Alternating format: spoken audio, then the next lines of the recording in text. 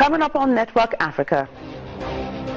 Somalia's militant group Al-Shabab launches a major assault on a military base in the semi-autonomous region of Puntland. Tanzania albino children get new limbs in the United States after they were attacked for their body parts back home.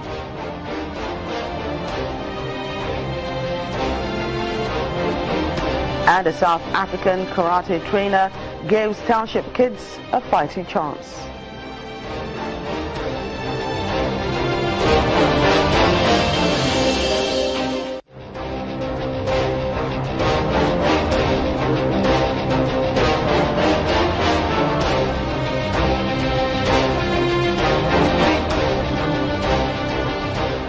Hello and welcome to the program. I'm Joke Rogers. We begin today in the Horn of Africa, where Al-Shabab militants say that they've carried out a major assault on a military base in the semi-autonomous region of Puntland in Somalia.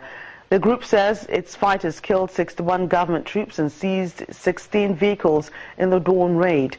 But a Puntland government minister denies the high death toll, although he did not give separate casualty figures. The Al-Qaeda-linked group has carried out several big attacks on military bases in Somalia. Authorities in the Democratic Republic of Congo have rejected a deadline issued by the United Nations for the launch of an international investigation into the violence in the central Kasai region. The UN says it has found more than a dozen mass graves in the area where at least 400 people are thought to be buried. The 2 UN experts sent to investigate the deaths have also been killed.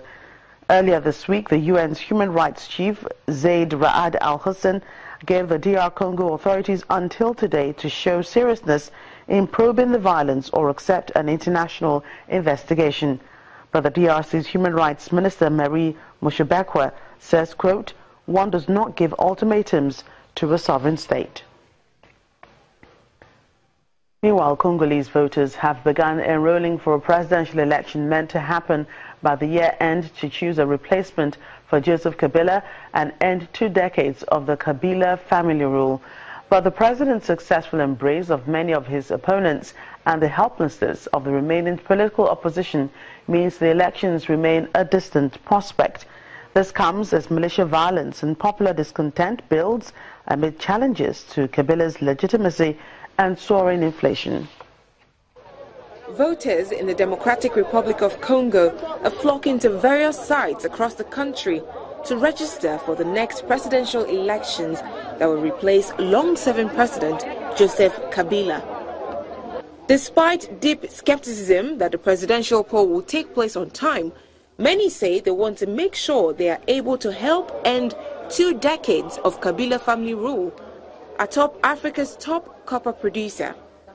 However, the Electoral Commission says elections could again be postponed due to delays registering millions of voters.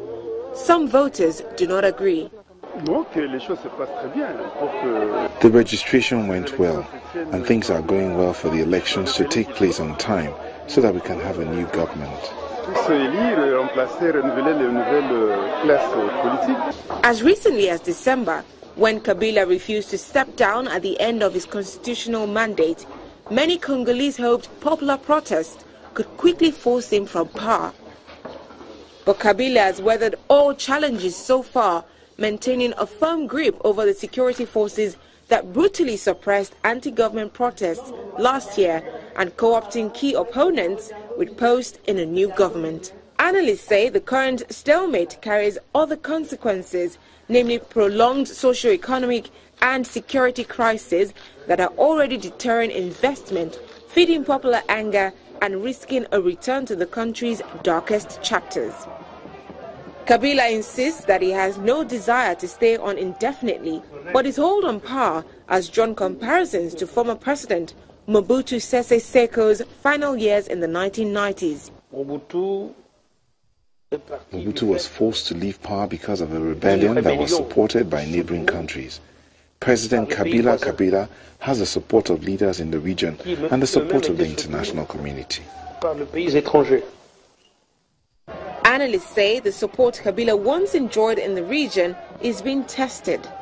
Traditional allies like neighboring Angola continue to publicly back him, but have expressed growing alarm about insecurity, particularly fighting in central Congo's Kasai region that has sent over 20,000 refugees fleeing into northern Angola in recent months.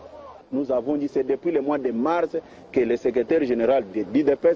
been saying since the month of March that the Secretary General of the UDPS had signed a memo asking all the supporters, wherever they may be, to register to vote. UDPS also supports the Electoral Commission. The Electoral Commission is not just something for the ruling majority. The Electoral Commission is also something that concerns us. The European Union and United States both imposed sanctions on top Congolese officials last week, who they say have committed human rights abuses and impeded progress toward elections.